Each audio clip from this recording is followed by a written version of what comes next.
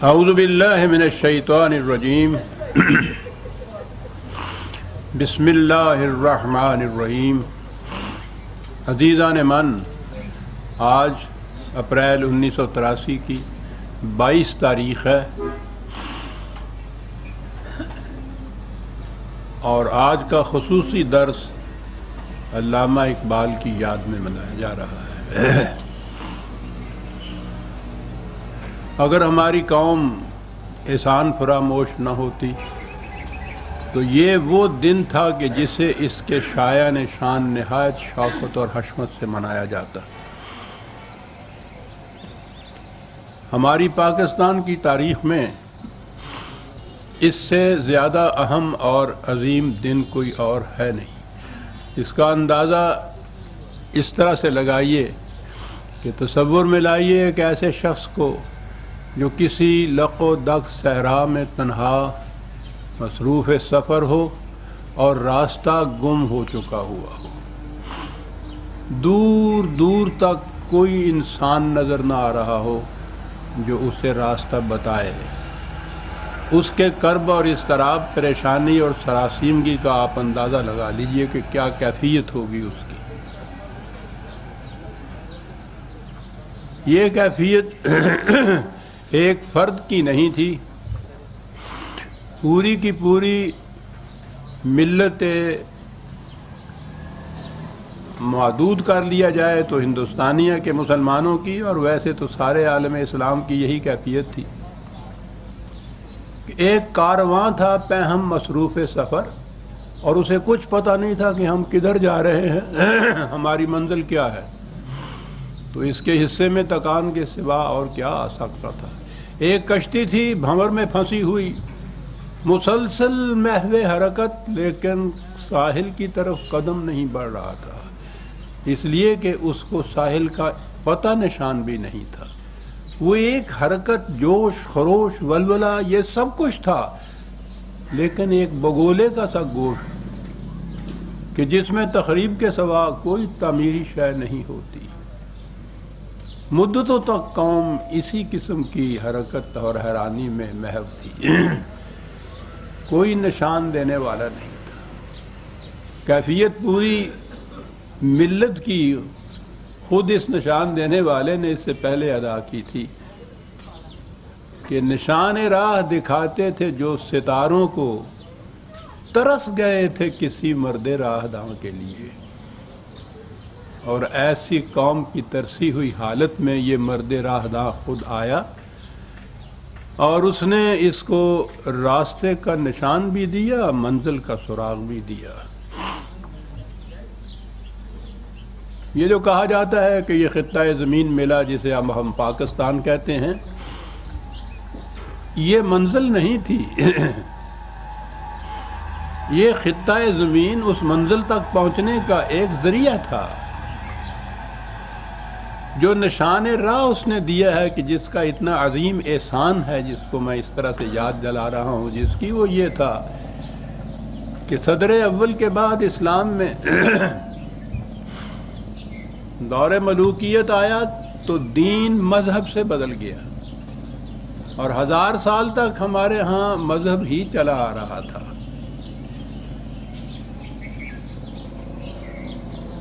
اس مرد راہ داں نے آ کر یہ بتایا کہ اسلام مذہب نہیں ہے، یہ دین ہے، یہ نظام زندگی ہے۔ اس کا مقصد یہ ہے کہ خدا کے احکام و اصول و اقدار کو اپنی مملکت میں نافذ کیا جائے۔ تو اس مقصد کے لیے اس مملکت کی ضرورت ہے، اور مملکت کے لیے خطہ زمین کی ضرورت ہے۔ لہذا خطہ زمین یا اس میں مملکت اس مقصد کے حصول کا ذریعہ تھی، مقصود بالذات نہیں تھی۔ یہ تھا وہ نشان راہ جو اس نے دکھایا تھا کہ اسلام نام ہے خدا کے احکام و اصول و قوانین و اقدار کو عملاً نافذ کرنے کا، اور وہ ایک مملکت کے ذریعے ہی ہو سکتا ہے۔ یہ نشان دیا تھا اس نے اس ملت کو۔ اس اعتبار سے اس مرد راہ داں کا احسان ملت اسلامیہ ہندیہ پر ہی نہیں، عالمگیر انسانیت پر ہے۔ پوری انسانیت کی یہی کیفیت تھی اور آج تک یہی کیفیت ہے۔ اس نے انہیں بھی متنبع کیا تھا اور بتایا تھا کہ تم کس تباہی کی طرف جا رہے ہو، تمہاری تہذیب اپنے خنجر سے آپ ہی خودکشی کرے گی۔ جو شاخ نازک پہ آشیانہ بنے گا نااستوار ہوگا۔ یہ دیار مغرب کے رہنے والوں سے کہا تھا۔ دیار مغرب کے رہنے والوں، خدا کی بستی دکان ہے۔ تو گویا یہ عالمگیر تنبؤ اور تنذیر تھی جو اقبال نے کہا کہ تم تباہیوں کی طرف جا رہے ہو۔ خصوصیت سے اس نے ہندوستان کے مسلمانوں کو ایک نشان راہ اور سراغ منزل دیا۔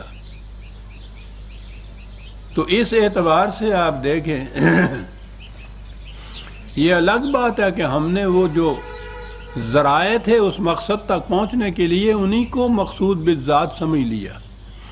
ایک خطہ زمین، اس میں اپنی مملکت، اپنی سلطنت، کہ جس مقصد کے لیے یہ مملکت اور سلطنت تھی وہ نگاہوں سے اسی طرح اوجھل ہو گیا جس طرح سے پہلے اوجھل تھا۔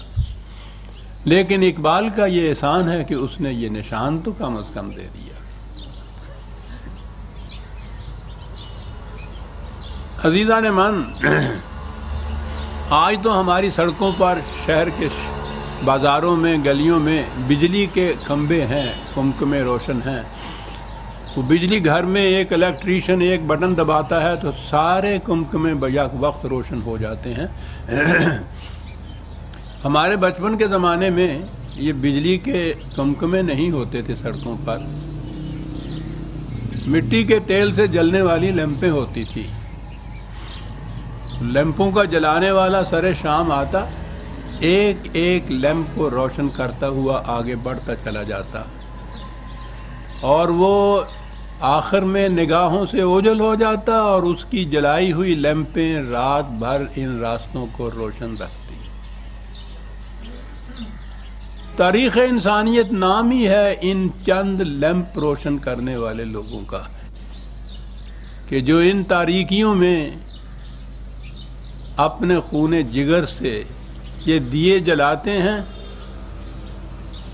اور جلانے کے بعد وہ نگاہوں سے اوجھل ہو جاتے ہیں۔ ان کا اپنا مفاد ہی اس میں کچھ نہیں ہوتا، انہیں خود تو اس روشنی کی ضرورت نہیں ہوتی، وہ تو خود چراغ ہوتے ہیں۔ وہ جس طرح سے وہ لیمپیں جلانے والا میں نے عرض کیا تھا نا کہ وہ جلانے کے بعد وہ تو چلا جاتا ہے، اور جو بعد میں آنے والے ہوتے ہیں ان راستوں پہ وہ ان کے لیے لیمپیں جلاتا ہے۔ اور یہی چیز ان لوگوں کی ہے، اسی کا نام انسانیت ہے۔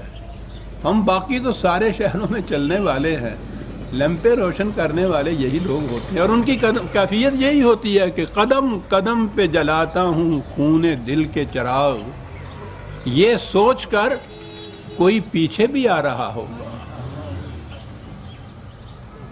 وَبِالْآخِرَةِ هُمْ يُوقِنُونَ،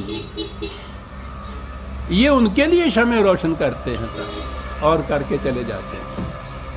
بہت بڑا احسان ہے ان لیمپیں روشن کرنے والوں کا عزیزان من۔ اور پھر اس مرد راہ داں کے دل میں تو ملت کا اتنا درد تھا کہ وہ اس کا اضطراب اور کرب ان کو کسی ایک کروٹ سونے نہیں دیتا تھا۔ مجھے تو یہ سعادت حاصل ہے کہ ان کی جوتیاں سیدھا کی میں نے، وہ دیکھی ہے کیفیت۔ واقعہ سچ مچ وہ بچوں کی طرح روتے تھے جب ملت کی کیفیت ان کے سامنے آتی تھی۔ سارا کلام اسی سے بھرا ہوا ہے۔ ارمغان حجاز کی یہ سادہ سی نظم دیکھیے، اس میں یہ بھی بتایا ہے کہ حالت کیا ہو گئی ملت کی، اور پھر اس کے بعد بتایا ہے کہ یہ کیوں حالت ہو گئی، اور یہ ہے اصل چیز کہ جو اس نے تشخیص کی ہے اور مرض کا سبب بھی بتایا ہے۔ حالت اس نے بیان کی ہے کہ آتی ہے دم صبح و ندا صدا عرش بری سے، ملت اسلامیہ سے کہتے ہیں کہ کھویا گیا کس طرح تیرا جوہر ادراک، کس طرح ہوا کند تیرا نشتر تحقیق، ہوتے نہیں کیوں تجھ سے ستاروں کے جگر چاک، تو ظاہر و باطن کی خلافت کا سزاوار، کیا شعلہ بھی ہوتا ہے غلام خس و خاشاک، مہرو مہو انجم نہیں محکوم تیرے کیوں تیری نگاہوں سے لرزتے نہیں افلاک اب تک ہے رواں گرچہ لہو تیری رگوں میں نئے گرمی افکار نہ اندیشہ بے باک۔ یہ کیفیت پوری ملت اسلامیہ کی تھی، اور اس کے بعد پھر وہ اس مرض کا سبب بتاتے ہیں کہ باقی نہ رہی تیری وہ آئینہ ضمیری، اے کشتہ سلطانیوں ملائیوں پیری۔ یہ تھے اسباب اس مرض کے، تشخیص بھی کی، اسباب بھی بتائے۔ یہاں تو 3 چیزیں گنائی ہیں،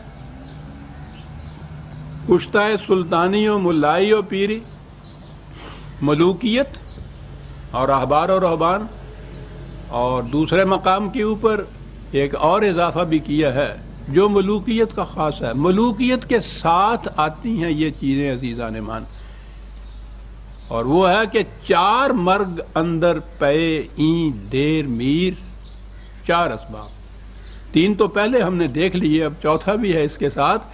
4 مرگ اندر پے این دیر میر، سوز خارو والیو ملاو پیر۔ صدر اسلام کے بعد جب خلافت ملوکیت سے بدلی ہے تو ملوکیت کے ساتھ ہی یہ تمام لعنتیں آ گئیں، نظام سرمایہ داری اور نظام پیشوائیت۔ سرمایہ داری اور ملوکیت تو جڑواں بچے ہوتے ہیں، اور پیشوائیت کے سہارے پہ یہ زندہ رہتے ہیں اور قائم رہتے ہیں۔ پوری تاریخ انسانیت میں آپ دیکھیے، شخصی حکومت خواہ اس کا نام کچھ بھی کیوں نہ رکھ لیا جائے، وہ ملوکیت کے سہارے ہی زندہ رہ سکتی ہے، ورنہ ممکن نہیں کہ کوئی ایک فرد اٹھ کر لاکھوں کروڑوں انسانوں کو بھیڑوں بکریوں کی طرح ہانکتا ہوا چلا جائے اور وہ ممیاتے ہوئے چلے جائیں اس کے آگے آگے اور سار اٹھا کر نہ دیکھیں۔ اتنی قوت تو کسی ایک شخص میں اور اس شخص کی قوت میں اس شخص کے ذرائع میں ہو نہیں سکتی۔ یہ کس طرح سے ہوتی ہے؟ فرعون کو حامان کا سہارا چاہیے، وہ اپنی رسیوں کو اژدہا بنا کر دکھاتا ہے، وہ سلطان کو ذل اللہ علی الارض کہتا ہے، یہ زمین پر خدا کا سایہ ہے، یہ اس کو جو کچھ ملا ہوا ہے یہ خدا کی طرف سے ملا ہوا ہے۔ عیسائیوں کے بادشاہ کو جب تک چرچ کے کلیسا کا وہ پادری آ کے وہ مقدس پانی نہیں چھڑکتا اس کے اوپر، اس کی بادشاہت میں جواز نہیں ہوتا۔ راجا کے ماتھے پہ جب تک براہمن تلک نہیں لگاتا سندل کا، اسے مہاراجا تسلیم نہیں کیا جاتا۔ اور اس کے بعد انہوں نے جس قسم کے ظلم اور تعدی اور استبداد اور اصطلاح و سلب و نہب کرانا ہوتا ہے، اس کے لیے فتویٰ لے لیتا ہے وہ ان مذہب کے رہنماؤں سے، خود بری الذمہ ہو جاتا ہے۔ تو خلافت جب ملوکیت میں بدلی ہے ہمارے ہاں بھی، تو اس کے بعد یہی 4 بلائیں تھیں جو اس کے ساتھ آ گئی۔ یہ خود آئی اور 3 بلائیں جو اس کے ساتھ چپکی ہوئی ہیں وہ بھی ساتھ آ گئی۔ حقیقت یہ ہے کہ حکومت یا ملوکیت جو ہے اس کی گرفت انسان کے جسموں پر ہوتی ہے، یہ مذہبی پیشوائیت ہے جس کی گرفت اس کے اعصاب پر ہوتی ہے، اس کے قلب پر ہوتی ہے، اس کے دماغ پر ہوتی ہے، اور یہ گرفت بڑی محکم ہوتی ہے۔ اکثر اوقات ایسا بھی ہوتا ہے کہ شعوری طور پر ہم اس کی گرفت سے سمجھتے ہیں کہ نکل گئے ہیں، کوئی ایسا وقت جب آ جائے تو آپ دیکھیے گا غیر شعوری طور پر ہم اس کے پنجے میں جکڑے ہوئے ہوتے ہیں۔ اور اس کی مثال تو ابھی ہمارے سامنے آئی، پچھلے دنوں ہمارے ہاں کی بعض خواتین نے کراچی میں بالخصوص وہ اپنے حقوق کے مطالبے کے لیے ایک جلوس نکالا تھا۔ مجھے اس سے واسطہ نہیں، بات میں کچھ اور کر رہا ہوں۔ اس جلوس کو خلاف قانون قرار دیا گیا، اس میں گرفتاریاں بھی ہوئیں۔ وہ جتنی خواتین گرفتار تک بھی ہوئیں انہوں نے بڑی ہنسی سے اس کو قبول کیا، نہ کسی کی آنکھ میں آنسو آیا، نہ کسی کے دل میں دھڑکن پیدا ہوئی۔ لیکن اس کے بعد ان کے متعلق ایک فتویٰ جاری ہوا،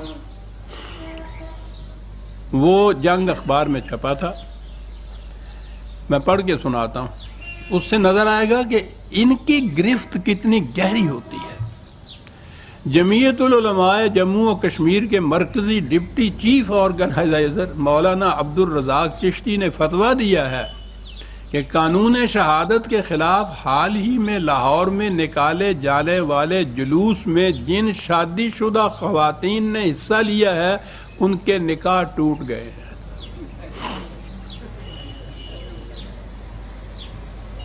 اب انہیں جائز تصور نہیں کیا جانا چاہیے۔ مولانا نے ایسی خواتین کے شوہروں کو ہدایت کی ہے کہ وہ اپنی بیویوں کے ساتھ نکاح کی تجدید کے لیے شرعی طریقہ کار اختیار کریں۔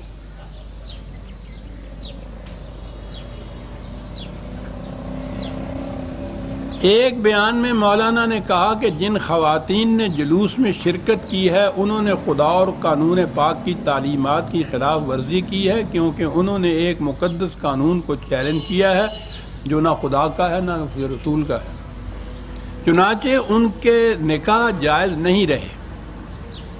غلطی کی ان خواتین نے، اصل میں ان کو پہلے سے پتہ نہیں تھا، اگر علم ہوتا نا تو وہ ان کا جلوس نکالتی جو شادی شدہ تھی ہی نہیں، اور ان سے پھر کہتی کہ لو کر لو کیا کرتے ہو۔ میرا خیال ہے آئندہ وہ محتاط رہیں گی اس معاملے کے اندر۔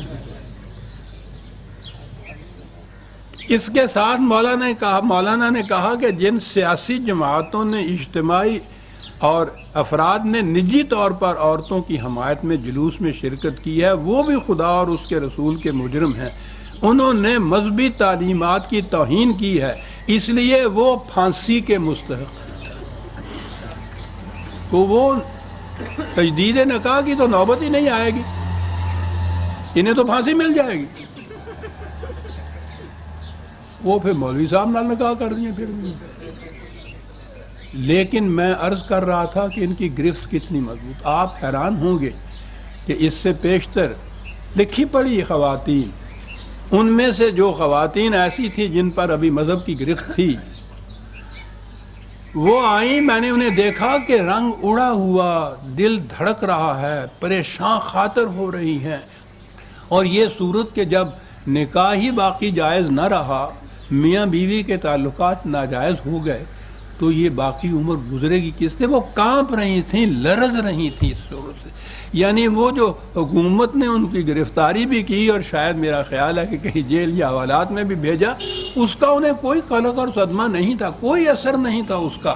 اس کا اثر اتنا تھا کہ وہ لرز رہی تھیں کہ اب اس کے بعد کیا ہوگا۔ اور یہ تو ایک واقعہ ہے، ہمارے ہاں تو آئے دن یہ واقعات ہوتے رہتے ہیں۔ غصے میں آ کے ایک شخص بیوی سے کہتا ہے طلاق طلاق طلاق، 1 2 3، مولوی صاحب فتویٰ دے دیتے ہیں کہ نکاح ٹوٹ گیا۔ تو انہوں نے کہا کہ کوئی بات نہیں ہے، ٹوٹ گیا ہے تو اسی ہوں گنڈ دے لینے آ گیا، انہوں خود ہی ہم باندھ لیں گے۔ کہنے لگے نہیں صاحب یہ تو شریعت کا مسئلہ ہے۔ کیا ہوگا کہ یہ آپ کی بیوی، یعنی غصے میں طلاق طلاق اس نے کہا ہے، تو آپ کی بیوی، سنیے عزیزان من یہ اس فیصلہ، آپ کی بیوی ایک رات کے لیے کسی دوسرے شخص سے نکاح کر کے اس سے ہم بستر ہوگی، صبح کو وہ اسے طلاق دے گا، پھر وہ آپ کے ساتھ تجدید نکاح کر سکے گی۔ میرے سامنے یہ واقعات آتے ہیں، بوڑھیا جسے دودھ پوت والی کہتے ہیں، بال سفید ہو رہے ہیں، رو رہی ہے وہ بیچاری کہ میں نے کیا قصور کیا ہے صاحب۔ وہ غصے میں آ کے اس نے یہ کچھ کہہ دیا اور مجھ سے یہ کہا جا رہا ہے۔ آپ اندازہ لگائیے عزیزان من اس بیچاری خاتون کی حالت کا جس سے یہ کہا جائے، لیکن وہ کانپ رہی ہیں، لرز رہی ہیں۔ حکومت کا کوئی قانون اس کی خلاف ورزی، اس کی سزا یہ کیفیت نہیں قلب میں اس طرح کی پیدا کر سکتی جو ان کا یہ ایک فتویٰ کر سکتا ہے۔ یہ ہے ان کی گرفت۔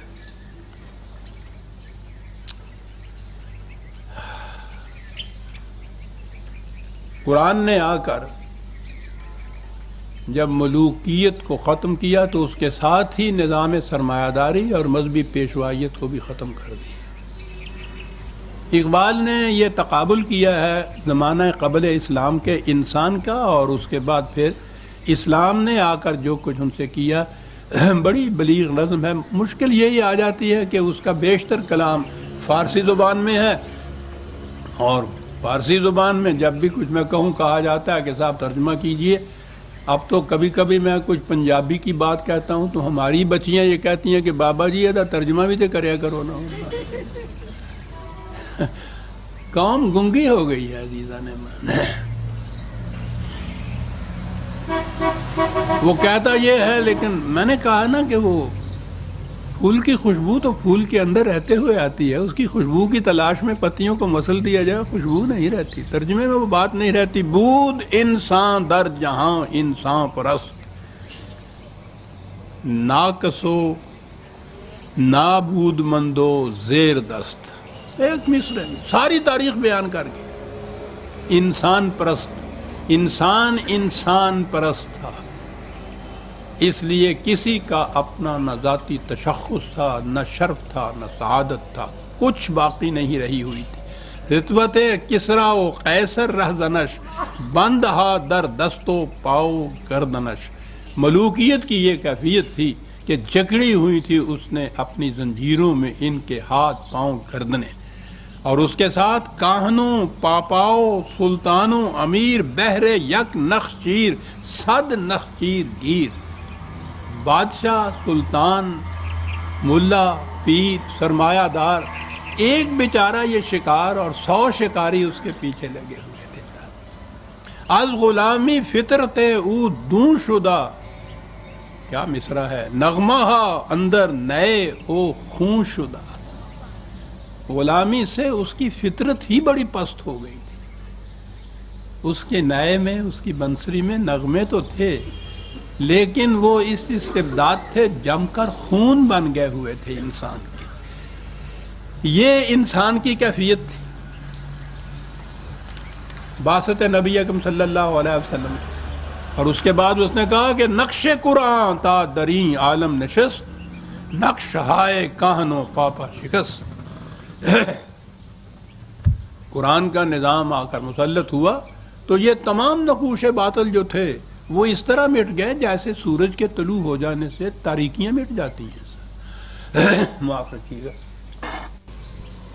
میں اس تاریخ میں نہیں جانا چاہتا کہ اس کے بعد پھر کیا ہوا، اس سے تو خون کے آنسو آنے لگتے ہیں۔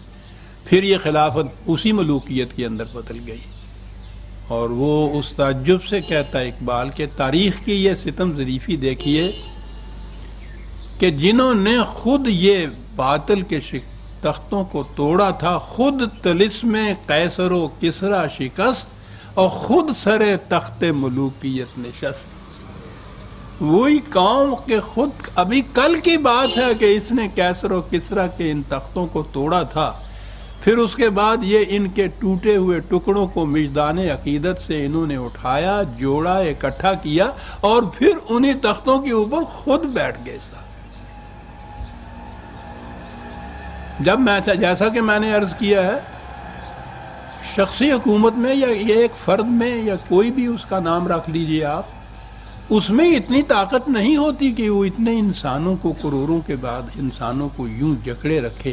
یہ مذہبی پیشوائیت ہے جو اس میں یہ سند عطا کرتی ہے۔ یہ السلطان ذل اللہ علی الارض، آپ کے ہاں مسلم، یہ سارے جتنے بھی سلاطین تھے، یک لخت قرآن کے خلاف تھا یہ نظام حکومت۔ قرآن کی روح سے کسی انسان کو دوسرے انسان پر حق حکومت ہے ہی نہیں۔ حق حکومت صرف خدا کی کتاب کو ہے۔ یہ آ کر بیٹھے، انہوں نے ان کے گلے میں سنہری ہار ڈالے، ممبر و محراب سے ان کے حق میں دعائیں کی، ان کو زمین پر آسمان کا سایہ قرار دیا۔ یہی نہیں بہت آگے بڑھے۔ تاریخ یافعی میں ہے کہ سلطان یزید بن عبد المالک کے ہاں ایک 40 شیوخ کا ایک وفد آیا، جس نے آ کر ان سے کہا کہ صاحب اسی دنیا میں نہیں، بادشاہوں سے قیامت میں بھی ان کے جرموں کا مواخذہ نہیں ہوگا۔ اندازہ لگایا یہ پیشوائیت کس طرح استحکام کا سامان فراہم کرتی ہے انسانی حکومتوں کو۔ اس پر تبصرہ کرتے ہوئے مولانا مناظر حسن گیلانی نے اپنی کتاب میں لکھا ہے کہ انہی دنوں محدثین کا ایک بڑا گروہ پیدا ہو گیا تھا جس نے اس عقیدے کو اپنا دین بنا لیا تھا۔ چنانچہ ابو بکر جساس اپنی تفسیر میں لکھتے ہیں کہ ان لوگوں کا اس کے ساتھ یہ بھی خیال تھا کہ ظلم و جور اور بے گناہ لوگوں کے قتل وغیرہ افعال کا صدور بادشاہ وقت سے اگر ہو تو اس کے خلاف آواز بلند کرنا شرعاً صحیح نہیں ہے۔ فتویٰ تھا یہ۔ ہاں بادشاہ کے سوا عوام کو ٹوکنا درست ہے، اور وہ بھی صرف زبان کی حد تک۔ ہتھیار تو بہرحال کسی بادشاہ کے مقابلے میں اٹھانا شرعاً جائز ہی نہیں ہے، یعنی اس سے مواخذہ بھی نہیں کیا جا سکتا۔ یہ تھے فتاویٰ جو ان لوگوں کی طرف سے صادر ہوتے تھے۔ تو اسی بنا پر مذہب پر قوم کو مذہب پرست بنایا جاتا تھا۔ وہ قبر کا عذاب، جہنم کا عذاب، قیامت کا عذاب، یہاں سے وہاں تک، اور ان کے تختوں کی چولیں مضبوط کی جاتی تھی اس قسم کے فتووں سے۔ یہ ہوتا ہے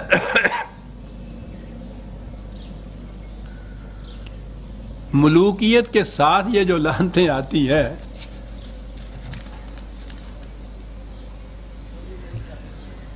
میں یہ نہیں کہتا کہ اس تمام دوران میں کوئی ایسے لوگ پیدا نہیں ہوئے جنہوں نے اس کے خلاف آواز اٹھائی ہوگی، لیکن استبداد کا یہ عالم ہے کہ جہاں آپ کی ملوکیت پیشوائیت کی تاریخ کی اتنی ضخیم کتابیں ہیں کہ کمرے بھر جائیں ان سے، ان لوگوں کا نام تک کہیں نہیں آتا جنہوں نے اس کے خلاف آواز اٹھائی اور قرآن کی آواز بلند کی تھی۔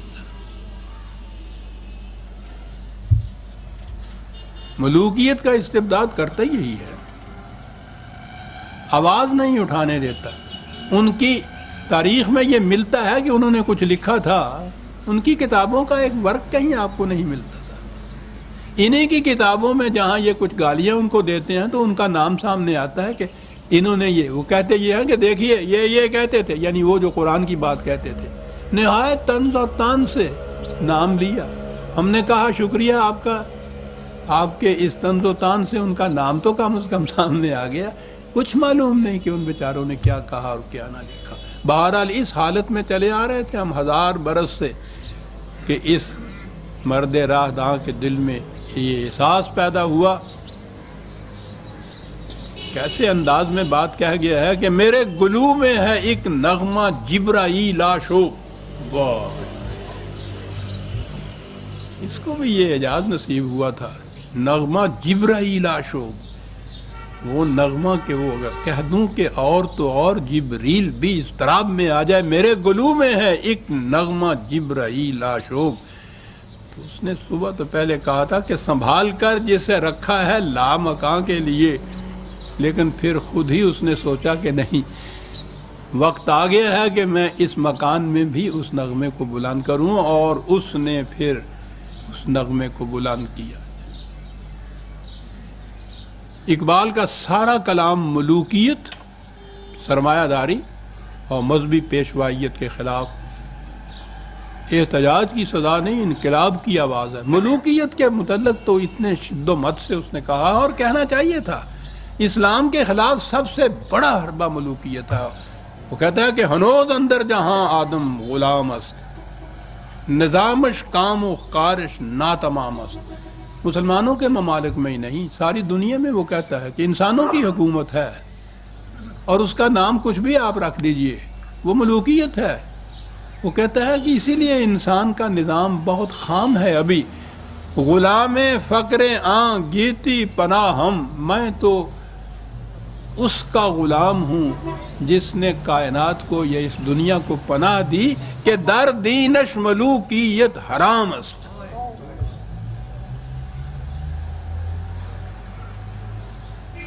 ایک مصرے سے جڑ کاٹ کے رکھ دی.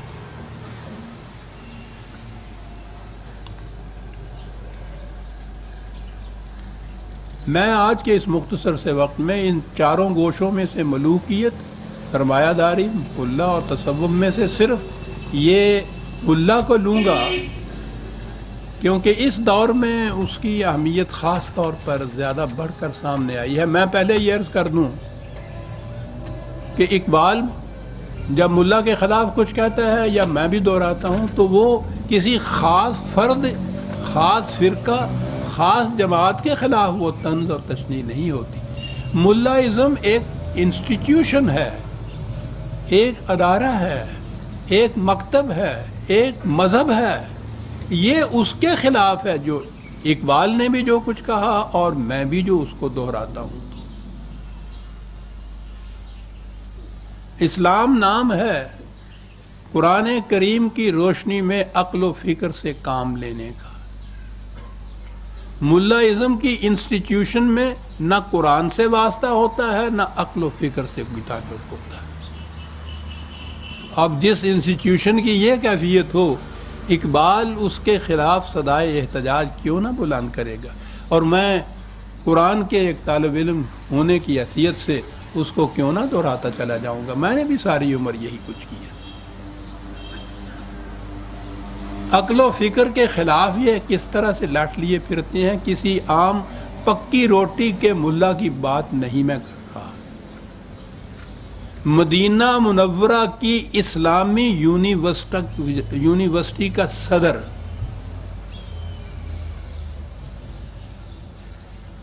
اس نے اعلان کیا تھا کہ زمین ایک جگہ پر قائم ہے اور سورج اس کے گرد چکر لگا رہا ہے. اگر کوئی شخص اس کے خلاف تصور کرے تو اسے پھانسی پر لٹکا دینا چاہیے. جو یہ کہے کہ زمین گردش کرتی ہے، مدینہ منورہ کی اسلامی یونیورسٹی کے صدر کہ جو یہ کہے، یہ وہ گیلیلیو نے کہا تھا 300 سال پہلے عیسائیت میں کہ زمین حرکت کرتی ہے، تو وہاں کے ملاؤں نے اس کو آپ معلوم ہے تو پھانسی لگے تھے دینے، بچ گیا بیچارہ. یہ وہ کہتے ہیں کہ اسے پھانسی پر لٹکا دینا چاہیے. سعودی عرب ہی کی ایک اخبار میں صدر یونیورسٹی یعنی شیخ عبدالعزیز بن باز کا ایک مضمون شائع ہوا تھا، جس میں انہوں نے کہا تھا کہ چاہے کتنی ہی تاخیر کیوں نہ ہو گئی ہو، لیکن اب بھی اگر لوگوں کو صحیح راستے پر لایا جائے تو کوئی حرج نہیں. بنی نوع انسان خود دیکھتے ہیں کہ زمین اپنی جگہ ساکت ہے، آپ نے مزید، اور سورج اس کے گرد گردش کر رہا ہے، طلوع ہوتا ہے، غروب ہوتا ہے. آپ نے مزید لکھا کہ آج کے دعویٰ کے بموجب زمین اگر گردش کرتی ہوتی تو پھر شہر، درخت، پہاڑ، دریا اور سمندروں میں استقامت نہ ہوتی. اگر زمین گردش کرنے لگے تو مشرق کے شہر مغرب میں اور مغرب کے شہر مشرق میں دیکھنے لگے. مدینہ کی اسلامی یونیورسٹی کے چیئرمین، صدر، چانسلر کچھ کہیے، آج وہ فتویٰ دیتے ہیں کہ اگر کوئی شخص یہ مانے کہ زمین گردش کرتی ہے اسے پھانسی پہ لٹکا دینا چاہیے. اب اندازہ لگائیے، یہ انسٹیٹیوشن ہے وہ ملائزم کی جس کی میں بات کر رہا ہوں، کسی فرد کی بات نہیں. یہی نہیں، یہ ہر مولوی صاحب یہی مانتے ہیں کہ زمین ساکت ہے اپنی جگہ اور سورج گردش کرتا ہے اس کے گرد، اور اس مسئلے کو مذہبی ایسا بنا لیا کہ جو اس کے خلاف تسلیم کرے اس کو پھانسی دے دینی چاہیے. یہ تھا وہ دور ہمارا ملوکیت کا، جس میں وہ ایک نیا اسلام وجود میں آیا. اقبال اسے اجمی اسلام کہہ کر پکارتا ہے. اس کے معنی یہ نہیں کہ کسی خاص مقام کا وہ اسلام ہے. عرب کے مقابل میں عرب وہ کہتا ہے صحیح دور خلافت کے زمانے کا اسلام، صدر اول کا اسلام، اور اس کے بعد کا جو دور ملوکیت ہے، جو اسلام اس میں وضع اور ایجاد ہوا ہے، اسے وہ اجمی اسلام کہہ کر پکارتا ہے۔ اقبال کے کلام میں جہاں بھی آپ دیکھیں گے اجمی اسلام، اور یہ اصطلاح بڑی کثرت سے استعمال انہوں نے کی ہے، اس سے مراد ہوگا یہی اسلام جو ہمارے دور ملوکیت میں وضع ہوا تھا۔ اس دور کے اسلام کی کیفیت یہ کہ تمدن، تصوف، شریعت، کلام، سارے شعبے، تمدن، تصوف، شریعت، کلام، بتان عجم کے پجاری تمام۔ کیا بات! لبھاتا ہے دل کو کلام خطیب، مگر لذت شوق سے بے نصیب۔ بیان اس کا منطق سے سلجھا ہوا، لغت کے بکھیڑوں میں الجھا ہوا، لیکن حقیقت خرافات میں کھو گئی۔ یہ امت روایات میں کھو گئی، بجھی عشق کی آگ اندھیر ہے، مسلمان نہیں راکھ کا ڈھیر ہے۔ اجمی اسلام نے یہ کر دیا اس کے ساتھ۔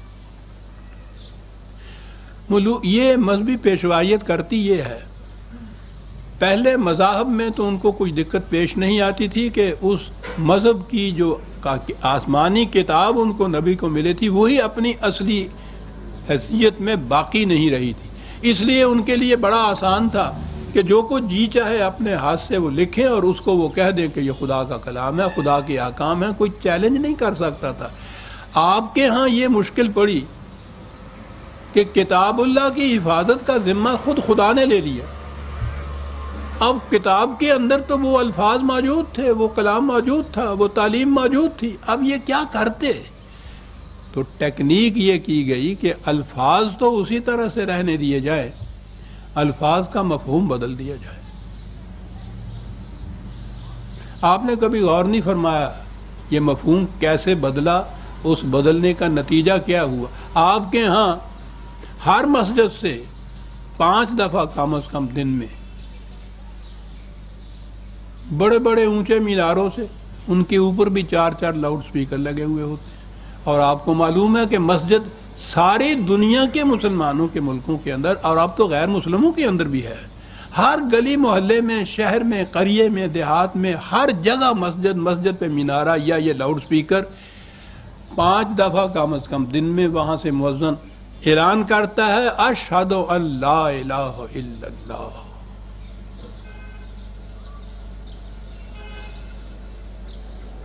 یہ اعلان سن کے کبھی آپ کے دل میں کسی قسم کی کوئی حرکت، کوئی حرارت پیدا ہوئی ہے؟ اس لیے کہ انہوں نے اس کا ترجمہ الہ کا کر دیا پرستش کے قابل۔ وہ اعلان کرتا ہے کہ پرستش کے قابل کوئی نہیں خدا کے سوا، بالکل ٹھیک ہے۔ اس اعلان سے بگڑتا کیا ہے کسی کا؟ یہ انقلاب آفریں اعلان تھا، بنیاد اس اسلام کی کہ جس نے انسانیت کی ہر قسم کی حکومت کو اور اقتدار کو مٹا دیا۔ الہ کے معنی ہیں عربی زبان میں قرآن کی روح سے وہ جسے اقتدار حاصل ہو۔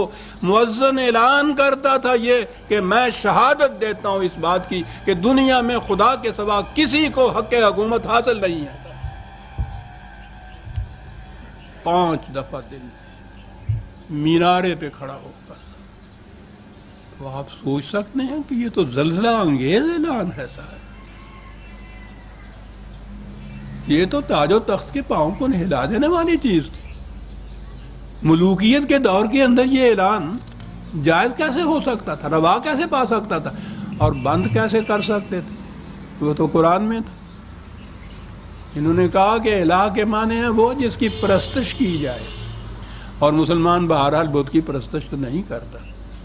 یہ الگ بات ہے کہ سب کچھ وہ بتوں کی جگہ وہ کھڑے بت ہوتے ہیں، ہم نے لٹائے ہوئے بت ہیں، اور ان کی جو پرستش ہم کرتے ہیں ان سے بھی زیادہ کرتے ہیں۔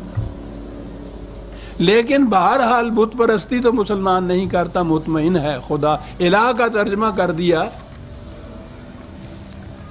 وہ جس کی پرستش کی جائے، عبادت کا ترجمہ کر دیا پرستش، اور اس کے بعد یہ بالکل معصوم الفاظ ہو گئے۔ اقبال ان چیزوں کے پیچھے لگتا ہے کہ الفاظ و معانی میں تفاوت نہیں، لیکن ملا کی اذان اور مجاہد کی اذان اور، وہ مجاہد کی اذان تھی۔ پرواز ہے دونوں کی اسی ایک فضا میں، کرگس کا جہاں اور ہے شاہی کا جہاں اور۔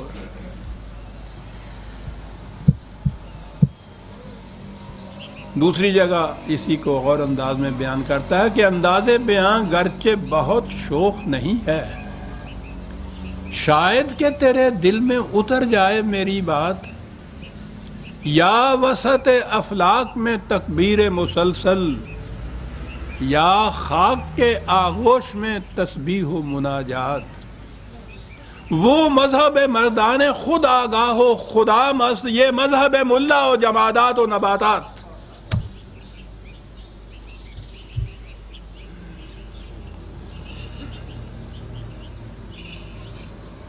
قرآن سمجھ میں آتا ہے عزیزان من جب پہلے ہر غیر قرآنی تصور کو ذہن سے نکال دیا جائے۔ یہ خدا بڑا غیور واقعہ ہوا ہے، وہ کسی ایسے مکان میں نہیں آتا جس میں پہلے کوئی بس رہا ہو، کیوں جھگڑا مول لے، تو پہلے ان کو نکالیے میں پھر آؤں گا۔ کعبے میں حضور نے قدم نہیں رکھا تھا جب تک کہ وہاں کے پہلے بتوں کو باہر نہیں نکال دیا تھا۔ توحید کے معنی یہی ہیں کہ ہر قسم کے غیر قرآنی تصور کو پہلے دماغ سے نکال لیا جائے۔ اور اب توحید جو لا الہ الا اللہ ہم کہتے ہیں، خدا کے سوا کوئی پرستش کے قابل نہیں ہے، تو آپ سوچ لیجئے کہ اس کے معنی کیا ہوئے۔ اب وہ کہتا ہے کہ میں سمجھانے کی کوشش تو کرتا ہوں اسے کہ توحید کسے کہتے ہیں۔ توحید کے معنی ہیں کہ خالص خدا کی حکمرانی، لیکن وہ کہتا ہے کہ بیان میں نقطہ توحید آ تو سکتا ہے، تیرے دماغ میں بت خانہ ہو تو کیا کہیے۔ وہ رمز شوق جو پوشیدہ لا الہ میں ہے، طریق شیخ فقیہانہ ہو تو کیا کہیے۔ یہ فقہ کا مسئلہ بن گیا سارا آگے توحید جو تھی، مزاروں سے مرادیں مانگنا یہ توحید کے خلاف ہے، یہ ٹھیک بات ہے۔ انسانوں کو صاحب اقتدار ماننا یہ توحید کے خلاف نہیں ہے۔ تیرے دماغ میں بت خانہ ہو تو کیا کہیے۔ جاوید نامہ میں اقبال کے ہاں ایک نظم ہے، ترکی کے مدبر سعید حلیم پاشا کے الفاظ میں انہوں نے یہ بات کہی ہے۔ اس میں وہ صحیح تصویر ملا کی انسٹیٹیوشن کی، ملا ازم اسے آپ کہہ لیجئے، اب وہ چند اشعار میں بڑی جامعیت سے اس کی پوری تصویر کھینچ دی ہے کہ دین حق از کافری رسوا ترست۔ دین حق اسلام کفر سے بھی زیادہ رسوا ہو گیا ہے ہمارے ہاں۔ کیوں؟ زاں کے ملا مومن کافر گرست۔ دین حق تو کافر کو مومن بناتا تھا، اور اس کا مسلک یہ ہے کہ وہ ہر مومن کو کافر بناتا چلا جاتا ہے۔ یہ تو کافری سے بھی رسوا تر ہے۔ کیفیت یہ کہ شبنم ما در نگاہ ما یا مست، ہم تو ایک ایک قطرے کو بھی غنیمت سمجھتے ہیں جو شبنم کا ہو۔ ہر فرد ہے ملت کے مقدر کا ستارہ، بڑا قیمتی سمجھتے ہیں۔ ہمارے نزدیک تو ہماری شبنم بھی سمندر ہے، اور از نگاہ او یمے ما شبنم است، وہ ہمارے سمندر کو بھی شبنم کے قطرے بنانا چاہتا ہے صاحب۔ اپنے فرقے کے چار جو ٹائی ٹوٹرو جنہوں کہتے ہیں پنجاب، وہ تو جنتی، اور باقی سارے کے سارے وہ جو پھر ایک حدیث بیان کر دی جاتی ہے نا کہ میری امت کے 73 فرقے ہوں گے، ایک ان میں سے ناجی صرف ہوگا، 72 کے 72 جہنم میں چلے جائیں گے صاحب۔ تو وہ تو شبنم کے قطرے ہیں نا جن کو یہ لے جا رہا ہے۔ سمندر کا سمندر تو پورا جہنم میں غرق کر دیتا ہے۔ جب کہتا ہے کہ از شگرفی ہائے آن قرآن فروش، دیدام روح الامیرہ در خروش۔ یہ جس قسم کی کرشمہ سازیاں، عجوبہ سازیاں، عیاریاں، تیاریاں یہ شخص کرتا ہے، کون؟ این قرآن فروش۔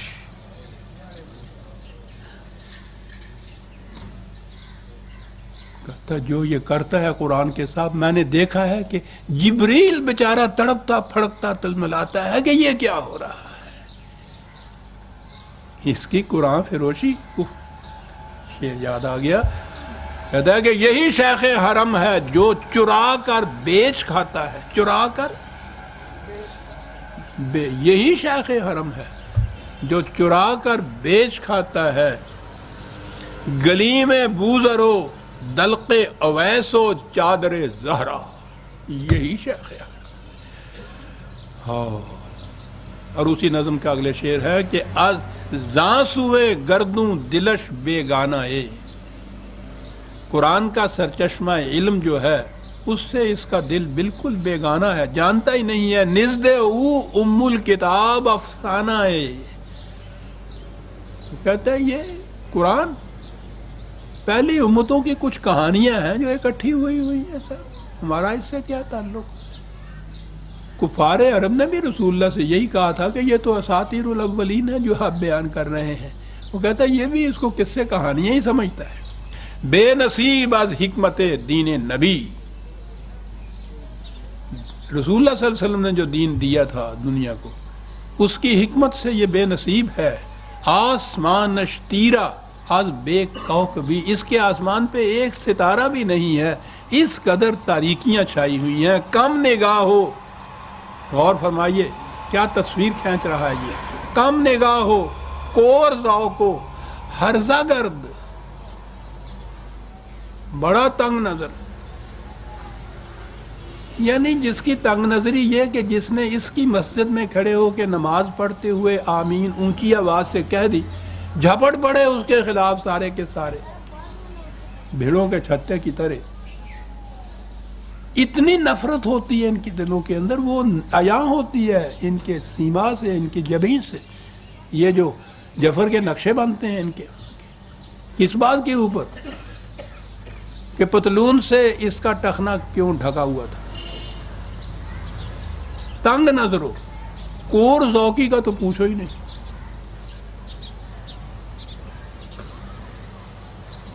جناب شیخ سے میں کا جواز کیا پوچھیں کہ چاندنی کو بھی حضرت حرام کہتے ہیں۔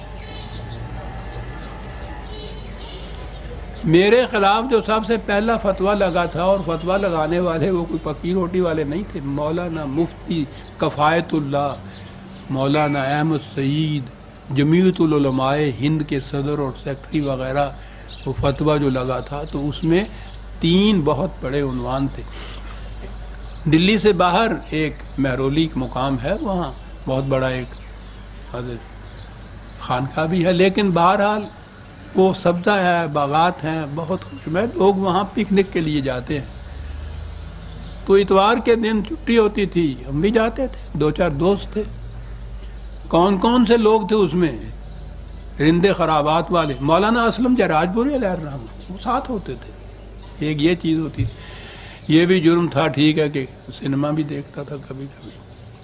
تو اس فتوے میں جو میرے خلاف جرائم کی فہرست تھی، اس میں یہ ہے کہ یہ مہرولی میں سیر کرنے کے لیے جاتا ہے، سنیما دیکھتا ہے، ہنسی اگر ہنسنا ہے تو اس کو روک لیجئے، اور آخری یہ چیز تھی کہ یہ ہنستا ہے تو اس کے دانت نظر آتے، اور میں اور بعد سارے دند کھڑوا کے آ لو آ لے، ہوں میں ہنسنا نا تو دنداں نوں باہر کٹ لینا ہے۔ کون کافر بندہ پھرے، سیدھی گل تسی نہیں یہ کر سکتے۔ جن مومن رہنا وہ دے واسطے بڑا ضروری ہے۔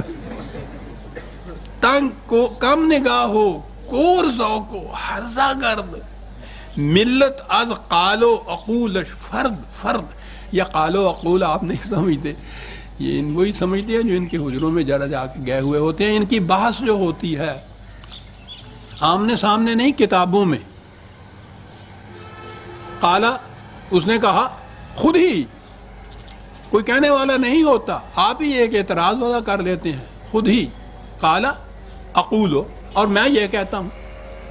کتابیں ان کے ہاں کی 1000 صفحے کی، 20 جلدوں کی کتابیں اسی قسم کے فرضی اعتراضات کے جواب دیتے ہوئے، قالا اقول۔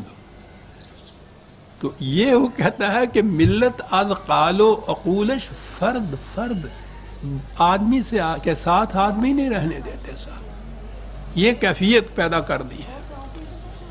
ملت اس طرح فرقوں میں بڑھ چکی ہے، اور قرآن کا جہاں تک تعلق ہے، مکتب و ملا و اسرار کتاب، ان کے دارالعلوم، ان کے ہاں کے یہ علماء کرام، اور قرآن کے اسرار ایک مصرے میں تشبیہ ہے، کور مادر زاد و نور آفتاب، پیدائشی اندھا اور سورج کی روشنی، کیا بات ہے سر۔ اور آخری شعر اس کے اندر ہے کہ ذرا غور کیجئے، دین کافر فکر و تدبیر جہاد، کافر کا دین تو یہ ہے کہ وہ زندگی کی جد و جہد میں فکر و تدبیر سے کام لے، آگے بڑھتا چلا جائے، فطرت کی قوتوں کو مسخر کرے، یہ تو ہے دین کافر۔ اور اس کے مقابل میں دین ملا فی سبیل اللہ فساد۔ میں نے عرض کیا تھا نا کہ اللہ تعالیٰ نے عجیب صلاحیت اس شخص کو دی تھی، ایک لفظ کہہ کے فساد کو دوسرے فسادوں سے کس طرح سے متمیز کر گیا یہ شخص۔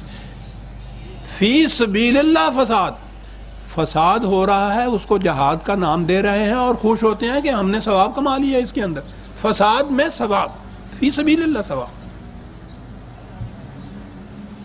فرد سے فرد کو ساتھ نہیں رہنے دیا، فرقے کو فرقے کے ساتھ نہیں رہنے دیا، قوم کو قوم کے ساتھ نہیں رہنے دیا، فی سبیل اللہ فساد۔ روز آئے دن آپ غور فرما لیجئے کہ جو مجھے تفصیل میں جانے کی ضرورت نہیں ہے، کن کن مسائل کے اوپر ہمارے ہاں فساد ہوتے ہیں، جو کچھ فی سبیل اللہ یہ سارے فساد ہوتے ہیں، مذہب کے نام پہ ہوتے ہیں، عقائد کے نام پہ ہوتے ہیں، کار ملا فی سبیل اللہ فساد۔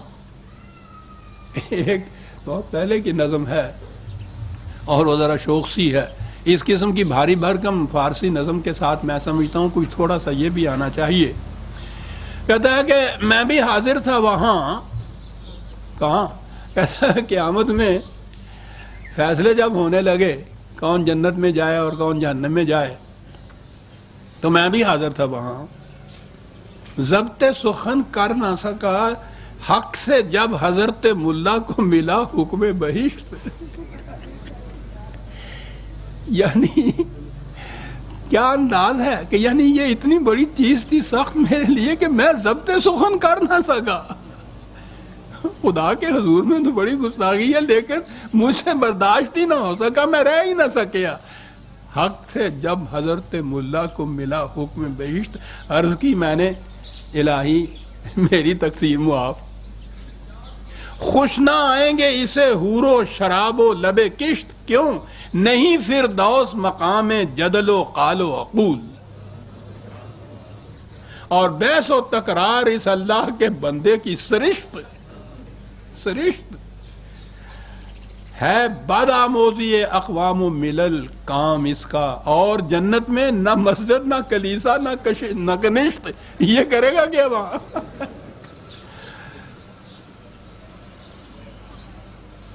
اس کی تنگ نظری، کور نگہی، نفرت، ویسے تو قدم قدم پہ اس کے واقعات ملیں گے۔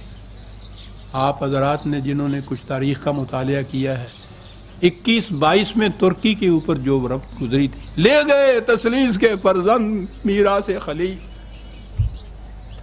یہ کیفیت ہو گئی تھی، ٹکڑے ٹکڑے کر دیا تھا اقوام مغرب میں، اس سے بچے بانٹ رہے تھے۔ این اس زمانے میں یہ اتا ترک اٹھا اور اس نے ایک جوانوں کی جماعت تیار کی اور اس نے پانسا پلٹ کے رکھ دیا، پوری اقوام مغرب کا مقابلہ کر کے کچھ بھی ہے محفوظ کر لیا اس مملکت کو، اس سلطنت کو مسلمانوں کی۔ اتنا بڑا احسان تھا۔ ملا اس کے خلاف تھا کہ سوٹ پہنتا، بڑے اس کے خلاف فتوے لگے۔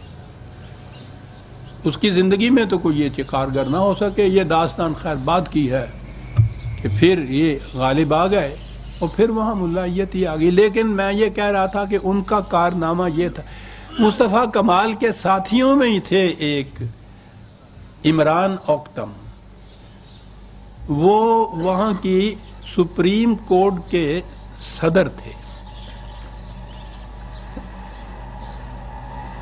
1969 کا ذکر ہے، وہ فوت ہو گیا۔ 21-22 کی بات ہے جب انہوں نے ان کو کفر کا فتویٰ لگایا تھا۔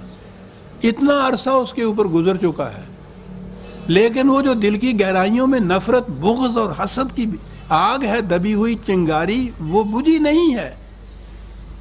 یہ 50 برس کے بعد جا کر وہ فوت ہوتا ہے، وہ سپریم کورٹ کا صدر بھی ہے، جنازہ اس کا مسجد میں لایا جاتا ہے، ملا اعلان کرتا ہے کہ اس کا جنازہ پڑھنا حرام ہے۔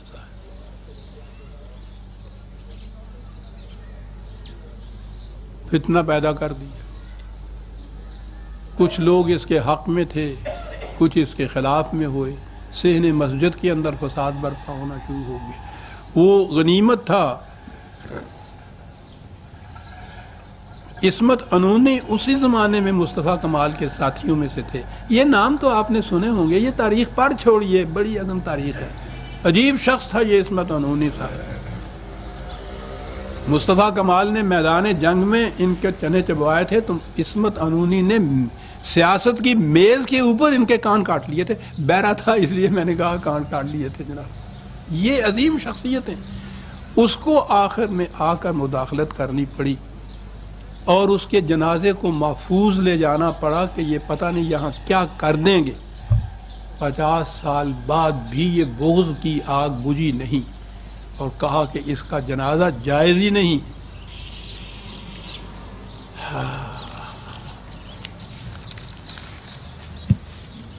علامہ اقبال نے جب نشان دیا ہے پاکستان کا، تو سب سے وہ چیز جس سے سب سے زیادہ شدت سے احتیاط برتنے کی ضرورت تھی وہ یہی کہا تھا کہ یاد رکھو اس ملا کی گرفت میں نہ آ جانا کہیں۔ اسی سے چھڑانے کے لیے تو یہ تصور پاکستان دیا جا رہا ہے۔ انہوں نے سن 32 میں اپنے خطبے میں اور اپنے ایک بیان میں جو اسی زمانے کے اخبارات میں چھپا تھا، یہ کہا تھا کہ تمہارے دین کی یہ عظیم الشان بلند فطری ملاؤں اور فقیہوں کے فرسودہ اوہام میں جکڑی ہوئی ہے اور آزادی چاہتی ہے۔ روحانی اعتبار سے ہم حالات اور جذبات کے ایک قید خانے میں محبوس ہیں جو صدیوں کی مدت میں ہم نے اپنے گرد خود تعمیر کر لیا ہے۔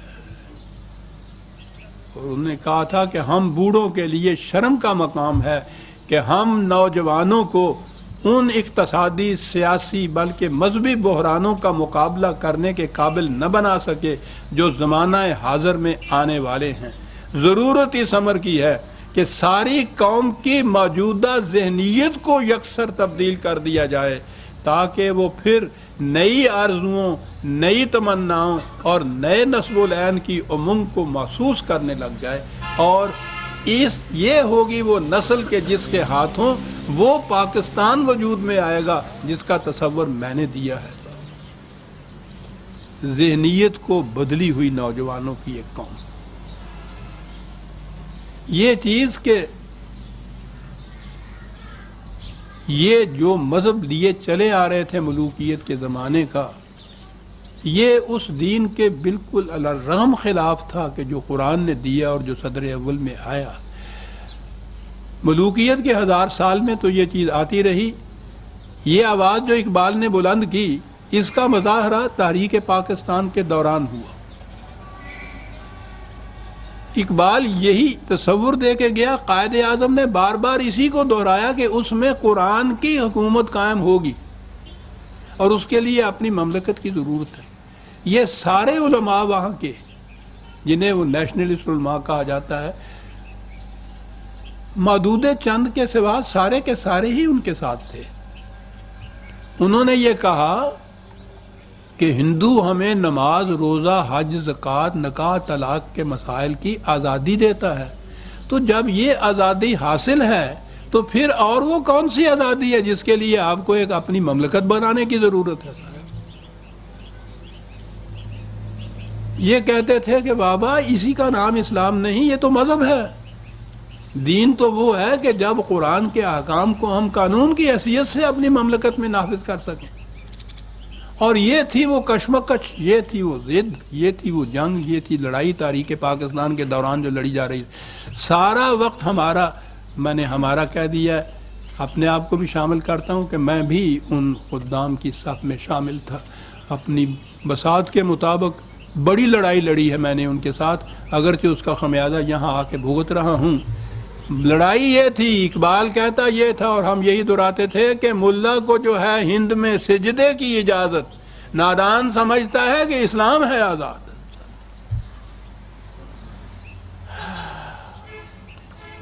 اور یہاں آپ کے ہاں جو اسلام کے احیاء کے نام سے ہو رہا ہے، وہ عزیزان من اس ملا کا وہی اسلام ہے جو ملوکیت کے زمانے میں بنا تھا ہمارے ہاں۔ یہ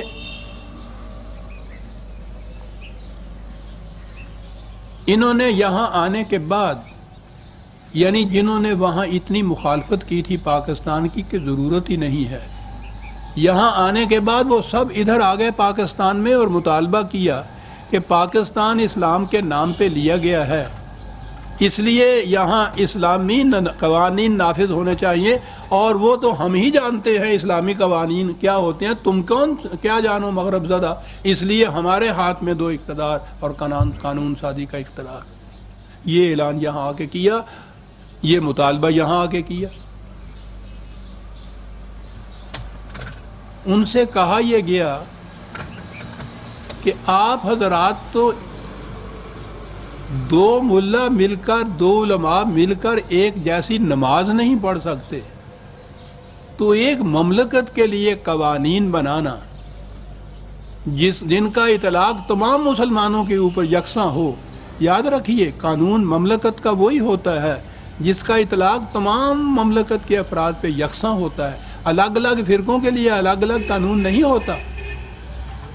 ان سے کہا گیا کہ آپ کے تو الگ الگ فرقے ہیں اور اتنا اختلاف ہے ایک کا دوسرے کے ساتھ، جیسا میں نے ابھی عرض کیا کہ کوئی ایسا شخص جو آپ کی طرح ہاتھ سینے پہ نہیں باندھتا، آپ کی مسجد میں نماز پڑھتا ہے تو آپ اس فرش کو اکھڑوا دیتے ہیں، تو مملکت کے لیے قانون کیسے بنے گا؟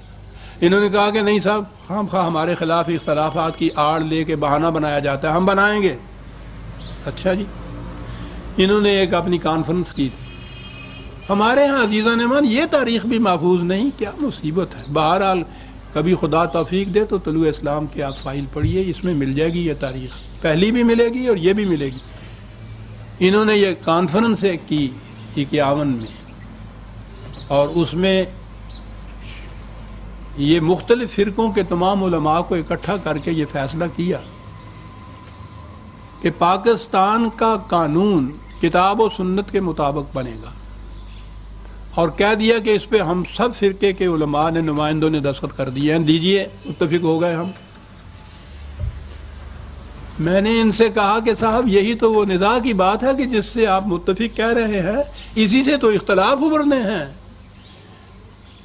کتاب تو آپ نے درمیان میں لانی نہیں ہے، وہ تو برائے وزن بیعت ہے۔ جسے آپ سنت کہہ رہے ہیں وہ تو ہر فرقے کی الگ الگ ہے۔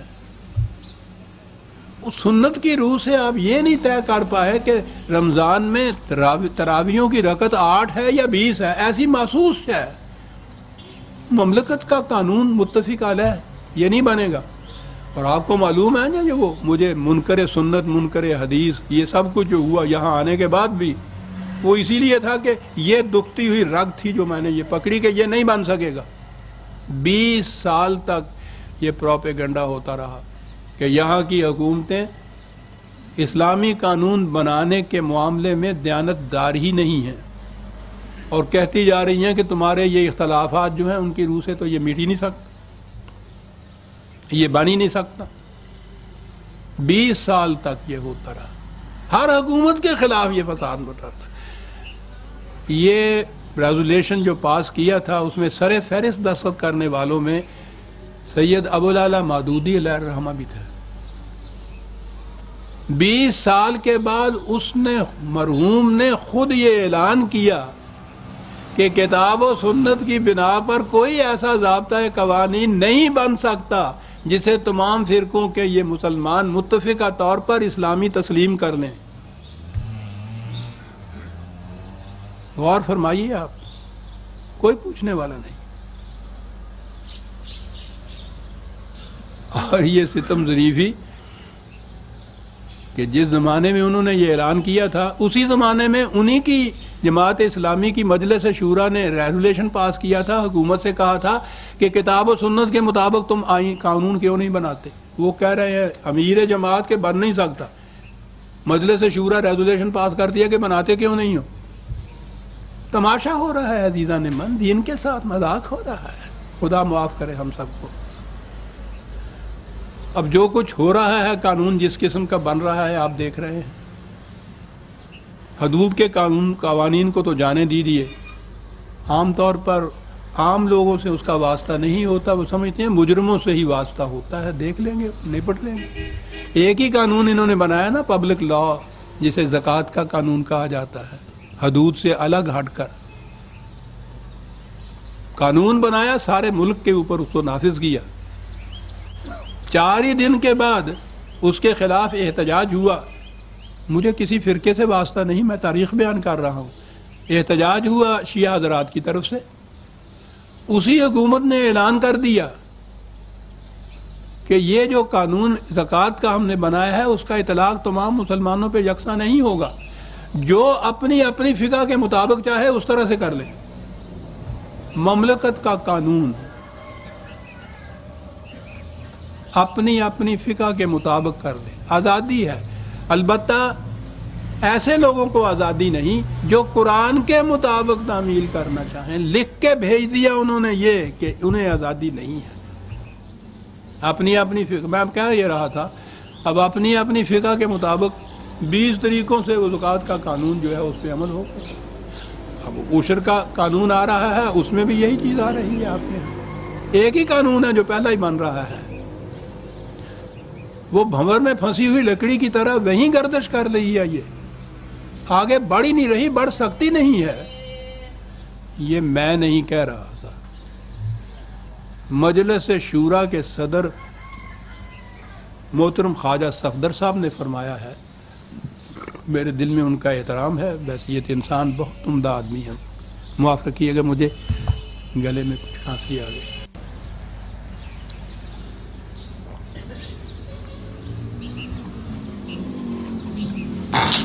انہوں نے حال ہی میں اسی مارچ میں، غالباً 26-27 مارچ تھی، انہوں نے اپنی ایک تقریر میں یہ کہا کہ ملک میں مکمل اسلامی نظام کی راہ میں فقہ کا اختلاف ایک رکاوٹ ہے. ارے فقہ کے مطابق تو آپ بنا رہے ہیں قوانین اور نظام، اور اسی کو آپ کہہ رہے ہیں رکاوٹ ہے. تو اس رکاوٹ کو دور کیوں نہیں کر دیتے؟ فقہ کا اختلاف ایک رکاوٹ ہے. قرآن نے ان کے متعلق کہا تھا نا، جو صدون عن سبیل اللہ، احبار و رہبان، خدا کی طرف جانے والے راستے میں سب سے بڑی رکاوٹ یہ لوگ ہوتے ہیں. اعتراف ہو رہا ہے خود ان کی طرف سے. مجلس شورا میں یہ مسودات جو ہے زیر بحث آتے ہیں. اس مجلس شورا کے صدر وہ اعلان فرما رہے ہیں کہ اس کی راہ میں فقہ کا اختلاف ایک رکاوٹ ہے. ان اختلافات کو ختم کرنے کی کوششیں کی جا رہی ہیں. ان اختلافات کو ختم کیے بغیر ملک میں اسلامی نظام کا نفاذ حماقت ہوگی. انہوں نے ایک بار پھر کہا کہ مختلف مکاتب فکر کا باہمی فقہی اختلاف تاخیر کا باعث بن رہا ہے، اور ہمیں زیادہ سوچ بچار کے بعد ایسا متفقہ لائحہ عمل تیار کرنا ہے جو انتشار کی راہیں بند کر دے. فقہ کے مطابق قانون بنانا،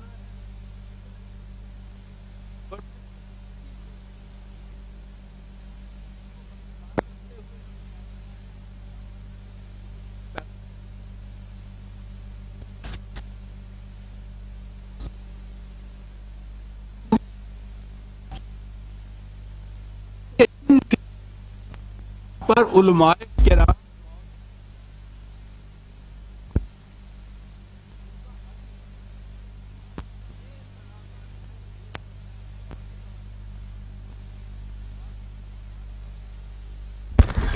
یہ اختلافات کے پیدا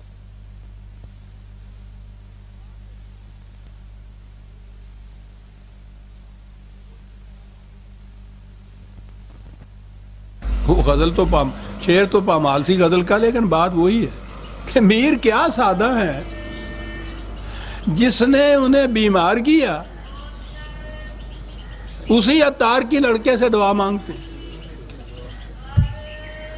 کہتے ہیں انہی علماء سے کہا جا رہا ہے اختلافات کو دور کرو۔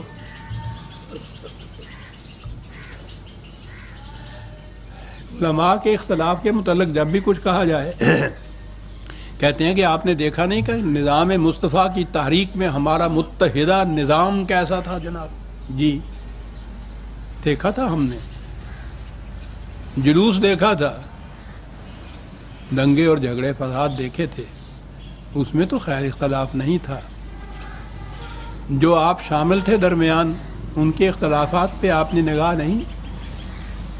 ان میں جید ستون مفتی محمود مرحوم ہو گئے، وہ بھی سید ابو العلا موجودی مرحوم ہو گئے، وہ متحدہ محاذ میں تھے نا نظام مصطفیٰ کے قیام کے لیے۔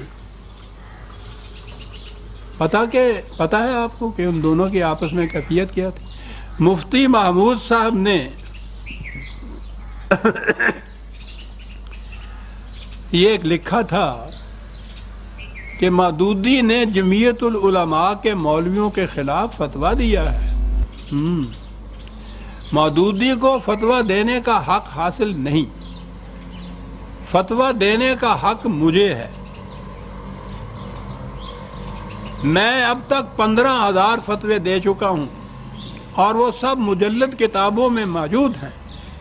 یہ انہوں نے حیدرآباد کی پریس کلب میں بیان دیتے ہوئے کہا تھا۔ میں آج اس پریس کلب میں فتویٰ دیتا ہوں کہ مودودی گمراہ، کافر، خارج از اسلام ہے۔ اس سے اور اس کی جماعت سے تعلق رکھنے والے کسی مولوی کے پیچھے نماز پڑھنا ناجائز اور حرام ہے۔ اس کی جماعت سے تعلق رکھنا کفر اور ضلالت ہے۔ وہ امریکہ اور سرمایہ داروں کا ایجنٹ ہے۔ اب وہ موت کے آخری کنارے پر پہنچ چکا ہے اور اب اس سے کوئی طاقت نہیں بچا سکتی، اس کا جنازہ نکل کر رہے گا۔ یہ 7 روزہ زندگی کی 10 نومبر سن 69 کی عشائیت میں چھپا تھا مولانا مودودی کا، اور وہی مولانا مودودی اور یہی مولانا محمود یہ نفاذ اسلام کے متحدہ محاذ کے سب سے بڑے ستون تھے۔ آگے چلیے، محاذ کے اندر سارا دن وہاں میدان جنگ میں متحدہ محاذ بنا کے لڑائی کی۔ رمضان کا مہینہ تھا نا، آپ کو پتہ، افطاری کے لیے وہ یہی ہمارے قریب چودھری ظہور الہی مرحوم کی یہ کوٹھی ہے، اس میں افطاری تھی۔ تو آپ کو معلوم ہے کہ افطاری اور کھانے میں تو یہ سب اکٹھے ہوتے ہیں۔ اس افطاری میں یہ سارے جمع تھے۔ اب ان کی جو شامت آئی تو افطاری ہوتی ہے مغرب کی نماز کے پاس۔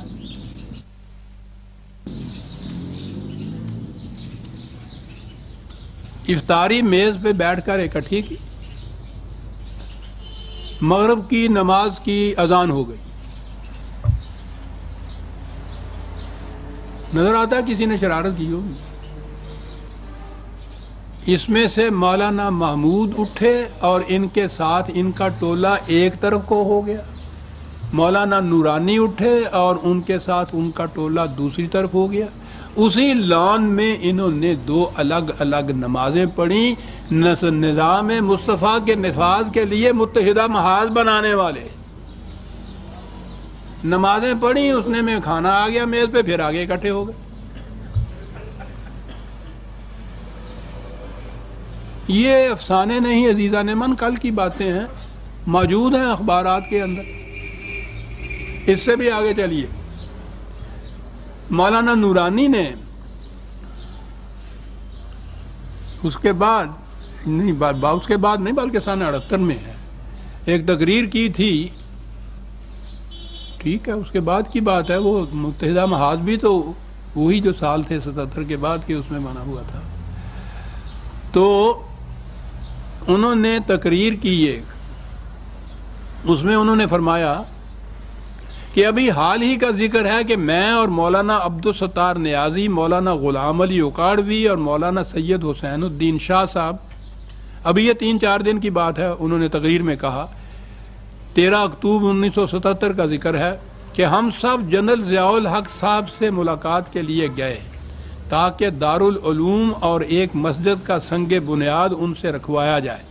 ان سے باتیں ہو رہی تھیں تو انہوں نے فرمایا میں نے سنا ہے کہ آپ بڑے وسیع القلب ہیں، آپ میں بڑی رواداری ہے، آپ میں بڑی فراخ دلی ہے، اور پھر فرمانے لگے کہ اسی فراخ دلی کا نتیجہ ہے کہ جب آپ سہالہ میں تھے قید کے ان لمحات میں رواداری اور وسعت قلبی کا مظاہرہ کرتے ہوئے فلاں صاحب کے پیچھے آپ نے نماز پڑھی تھی، مجھے یہ رپورٹ ملی ہے۔ صدر صاحب ان سے فرما رہے ہیں کہ خوشی کی بات ہے کہ ایسی ہوئی۔ مفتی صاحب فرماتے تھے کہ نہیں، مولانا نورانی کی بات ہو رہی ہے، فرماتے ہیں کہ میں سنتا رہا، جب ان کی بات ختم ہو گئی تو میں نے جواباً عرض کیا کہ جنرل صاحب بڑا افسوس ہے آپ کو غلط اطلاع دی ہے۔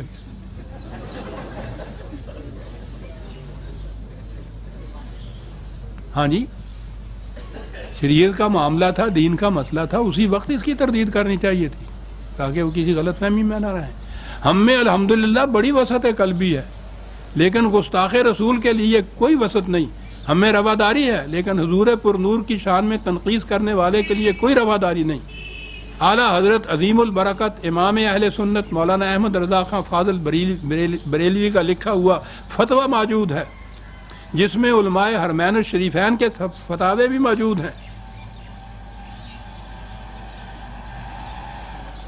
اور وہ سب مسلک اعلیٰ حضرت کی تصدیق ہے۔ ہم الحمدللہ اس فتوے پر عمل کرتے ہوئے کوئی بھی شخص ہو، خواہ ڈیرہ اسماعیل خان کا، ملتان کا، اچھرے کا ہو، کسی شاد میں رسول کے پیچھے نماز نہیں پڑھتے۔ اور میں نے کہا جناب والا یہ 4 ٹکے کے لوگ کیا ہیں، ہم تو حرمین الشریفین کے امام کے پیچھے بھی نماز نہیں پڑھتے۔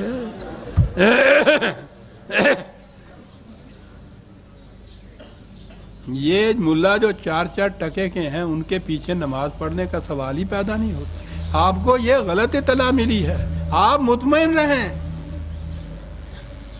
ہمارے مسلک میں ایسی رواداری، فراخ دلی اور وسعت قلبی نہیں ہے۔ ہمارے قلب میں ان کے لیے نہ آج وسعت ہے نہ آئندہ ہوگی، اور اس کے لیے لوگ بہت سی باتیں کرتے ہوں گے۔ میں نے کہا ان سے کہ آپ کو یاد ہوگا قومی اسمبلی میں بھی اذان ہوتی تھی، علامہ اظہری موجود ہیں، ان لوگوں کا رخ ایک طرف ہوتا تھا، ہمارا رخ ان سے دوسری طرف اس کے دیکھنے والے 1 نہیں 2 نہیں بے شمار لوگ آج بھی موجود ہیں، اور یہ اکٹھے مل کے اسلامی قانون اور نظام کا ضابطہ مرتب کر رہے ہیں۔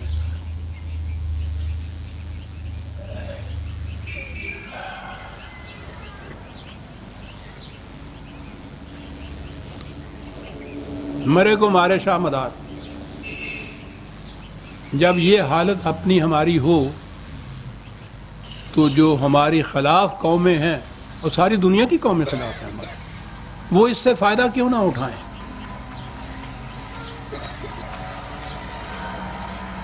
ہمارے خلاف اغیار نے جب بھی فائدہ اٹھایا ہے عزیزان مان، مذہب کے بحروپ میں فائدہ اٹھایا ہے کہ یہ قوم بڑی مذہب پرست ہے، یہ بڑی جلدی اس پنے میں آ جاتی ہے۔ ان قوموں نے بھی یہ سمجھ لیا تھا۔ جب کمیونزم کا سیلاب روس سے پہلی بار اٹھا ہے تو یہ جتنی بھی سرمایہ پرست مغرب کی قومیں تھیں، یاد رکھیے اسلام کے نقطۂ نگاہ سے سگے زرد برادر شگال دونوں یکساں ہیں، کیا روس اور کیا امریکہ۔ قرآنی نقطۂ نگاہ سے ان میں سے کوئی بھی مسلمان نہیں، نہ مسلمانوں کا طرفدار ہے۔ لیکن انہیں تو ان کے خلاف ایک محاذ بنانا مقصود تھا۔ امریکہ نے یہ اعلان کیا تھا مسلمان مملکتوں کو مخاطب کرتے ہوئے کہ دنیا کے خدا پرستوں آؤ اس الحاد و بے دینی کے خلاف ایک متحدہ محاذ بنائیں۔ متحدہ محاذ ان کے لیے بنانے کا آپ کو معلوم ہے کہ ان کے اعلان کی یا اس دعوت کے اوپر لبیک کس نے کہا تھا؟ حکومت پاکستان کا بھی یہ اندیہ تھا کہ ان ممالک کے ساتھ تعلقات اپنے دوستدارانہ یا روابط استوار کیے جائیں۔ سید ابوالعلا مودودی نے یہ اعلان ہونے کے بعد فوری اپنی پبلک جلسوں کی تقاریر میں یہ بات کہی، اور یہ انہی کے اخبار کے اندر یہ تقریریں جو تھیں محفوظ ہیں، موجود تھیں اور آج بھی ہوں گی اس کے اندر موجود۔ انہوں نے یہ کہا کہ امریکہ کا بلاک یا یہ جتنے بھی سرمایہ دار ممالک کا بلاک ہے انہیں سمجھ لینا چاہیے، اگر یہ بلاک فی الواقع چاہتا ہے کہ کمیونزم کی روک تھام کے لیے اسے مسلم عوام کا دلی تعاون حاصل ہو تو اسے اپنی بنیادی پالیسی میں بنیادی تغیر کرنا پڑے گا۔ اسے یہ فیصلہ کرنا ہوگا کہ اسے مسلم بلاک کے حکمرانوں سے ساتھ بات کرنا ہے یا مسلم ممالک کے عوام کا تعاون حاصل کرنا ہے۔ عوام کا تعاون تو بہرحال مذہبی پیشوائیوں کے تھرو ہی حاصل ہو سکتا ہے نا۔ یہ اس کے سوچنے کا کام ہے کہ اسے کون سی راہ اختیار کرنی ہے۔ اسے حکمرانوں کی ضرورت ہے جو عوام پر سطحی اثر بھی نہیں رکھتے، یا عوام کے تعاون کی ضرورت ہے جو طاقت کا اصلی سرچشمہ ہوتے ہیں۔ مسلمان ملکوں کے ساتھ آپ کی جو پالیسی اب تک چلی آ رہی ہے وہ ایسی ہرگز نہیں ہے کہ پاکستان اور دوسرے ممالک کے عوام کا دلی تعاون آپ کو حاصل ہو سکے۔ یہ جواب یہاں سے گیا تھا سرمایہ داروں کے ممالک کو، ان کی اس اپیل کا جو انہوں نے کی تھی۔ میں اس تفصیل میں نہیں جانا چاہتا کہ پھر اس کے بعد اس کا نتیجہ کیا ہوا، اس دوران میں کیا کچھ ہوا، اس کو تو چھوڑیے۔ اب اس وقت گزشتہ 2-4 سالوں سے وہی ان کی جو دعوت تھی اس نے ایک نیا رنگ اختیار کیا ہے، جسے فنڈامنٹلزم وہ پکارتے ہیں۔ وہ جو پرانی ان کی اصطلاحیں تھیں نا، obscurantism، جی ہاں یہی میں کہہ رہا ہوں۔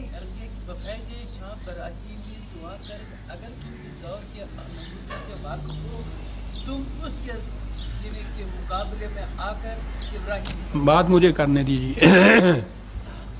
اقبال نے یہی کہا ہے، بنمرودان این دور آشنا باد ز فیض شاں براہیمی تواں کرد، اور یہ ارمغان حجاز میں ہے جو آخری تصنیف ہے اس کی۔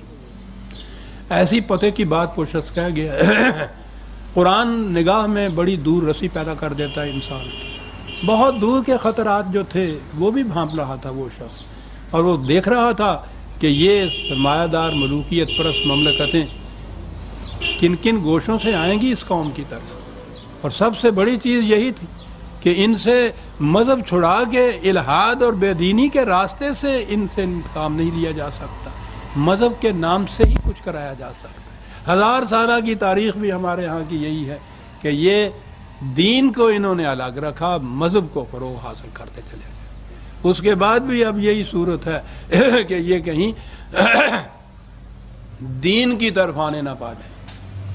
اقبال ہی نے یہ پھر اسی ارمغان حجاز میں ابلیس کی مجلس شورا میں، جس کے اکثر میں ذکر کرتا رہتا ہوں آپ کے سامنے اور اس کے ٹکڑے پیش کیا کرتا ہوں، پھر میں دوبارہ گزارش کروں کہ اقبال کے ہاں جو اس کا پیغام، جو اس کے ہاں کے اندیشہ ہے دور و دراز، اور ان کی جو احتیاطیں برتنے کے وہ کہہ گیا ہے، ایک نظم میں اگر آپ نے دیکھنی ہو تو وہ ہے ابلیس کی مجلس شورا ارمغان حجاز میں۔ وہ اردو میں نظم ہے اور نظم کا انداز ڈرامائی ہے، محاکاتی انداز ہے، اس لیے بڑی ہی دلچسپ ہو گئی ہوئی ہے۔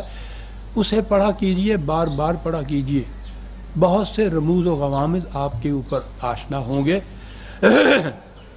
تو اس میں ہی ابلیس کا ایک مشیر جو یہ نہیں، ابلیس خود ان مشیروں سے کہتا ہے انہیں خطرہ یہ تھا، اس نظم میں یہ ہے انداز کہ ان کے مشیروں کو، ابلیس کے مشیروں کو خطرہ یہ تھا کہ ہو نہ جائے آشکارا شرع پیغمبر کہیں، ڈر ہمیں اس سے آ رہا ہے، کوئی اس کا کوئی تدارک بتاؤ تم، جو کچھ بھی ہے۔ تو وہ بتاتا ہے تدارک اس کا، تو وہ کہتا ہے کہ کوئی بات نہیں، یہ جو موجودہ یہ مسلمان ہے ازل سے ان غریبوں کے مقدر میں سجود، ان کی فطرت کا تقاضا ہے نماز بے قیام۔ کیا انداز مذہب کی اصطلاحات لا رہا ہے، نماز بے قیام۔ آرزو اول تو پیدا ہو نہیں سکتی کہیں، ہو کہیں پیدا تو مر جاتی ہے یا رہتی ہے خام۔ اور وہ کہتا ہے اپنے مشیروں سے کہ یہ ہماری سی و پہم کی کرامت ہے، کرامت ہے کہ آج صوفی و ملا ملوکیت کے بندے ہیں تمام۔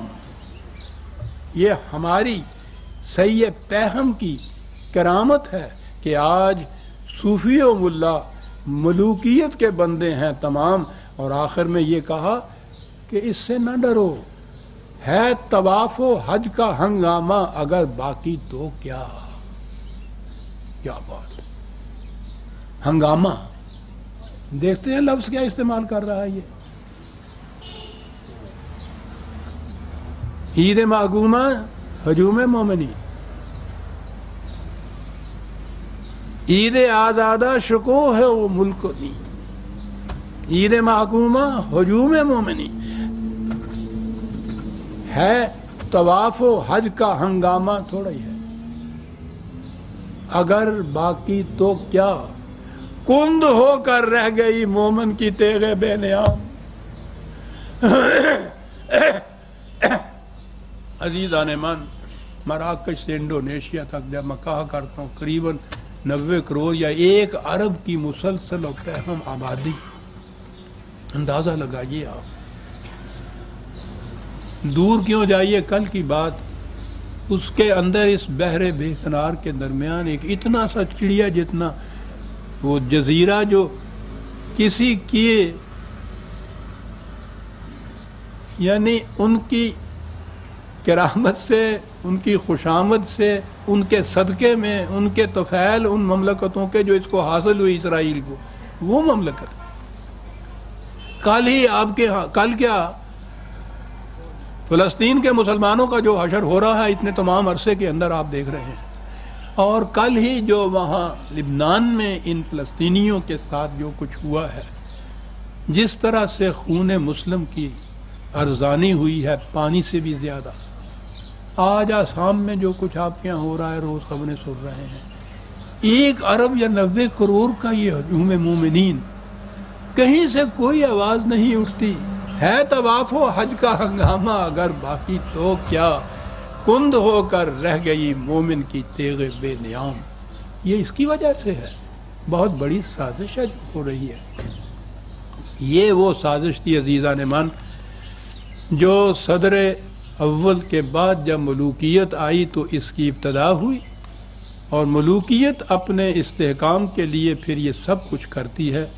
اس قوم میں یہ چیز مذہب کے راستے ہی سے پیدا ہو سکتی تھی اور اس کو استحکام ہو سکتا تھا۔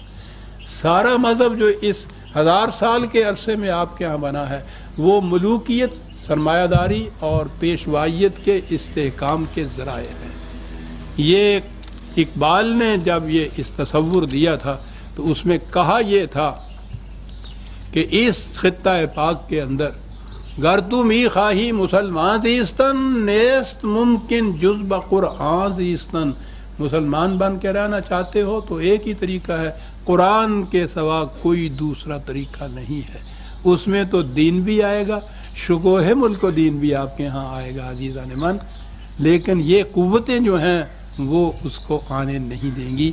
اقبال کا یہ احسان تھا کہ اس نے راستے کا نشان دیا، منزل کا سراغ دیا، اور یہ بھی بتایا کہ یہ خطہ پاک جس کے حصول کے لیے میں نے یہ آپ کو نشاندہی کی ہے، اس میں حکمرانی خدا کی کتاب کی ہوگی، حسبنا کتاب اللہ عملاً نافذ ہوگا، اسی سے دین کا احیا ہوگا, اسی سے ملت اسلامیہ صحیح معنوں میں ملت بن سکے گی. عزیزان مان, آپ کا شکر گزار ہوں کہ آپ نے بڑے انہماک سے میری معروضات کو سنا. کچھ کہنا ہے آپ نے؟ 1 منٹ کے لیے جی توقف کیجیے گا. اس خطاب کا پیمفلٹ چھپ کے آ گیا ہے, 22 سال سے مل جائے گا. پیمفلٹ اس میرے خطاب کا وہ کہتے ہیں کہ وہ اتفاق سے چھپ کے آ گیا ہے 22 سال سے. شکریہ. اور وہ درس حسب معمول اگلے جمعے کو بھی صبح 9 بجے ہوگا, اور وہ جو تسلسل چلا آتا ہے قرآن کریم کا وہ درس اسی تسلسل میں آگے بڑھے.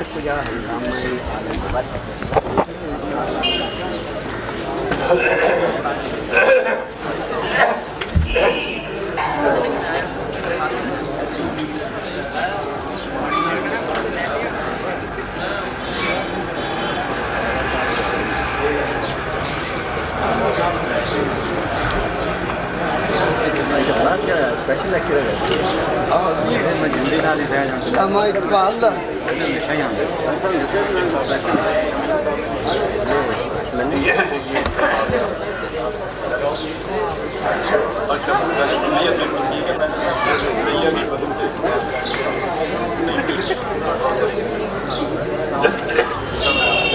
فوٹو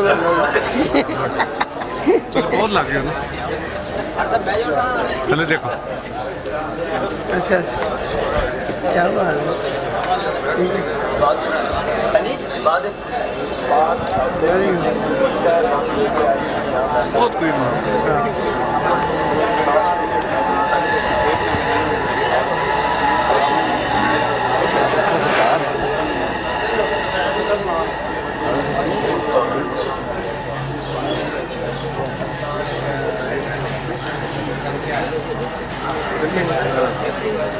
فوٹو لوا لو, فوٹو لوا لو. فوٹو لا رہے لطیف صاحب جناب ایک گل دسو کہ جہاں ملٹی میٹر ڈیجیٹل ہوتا وہ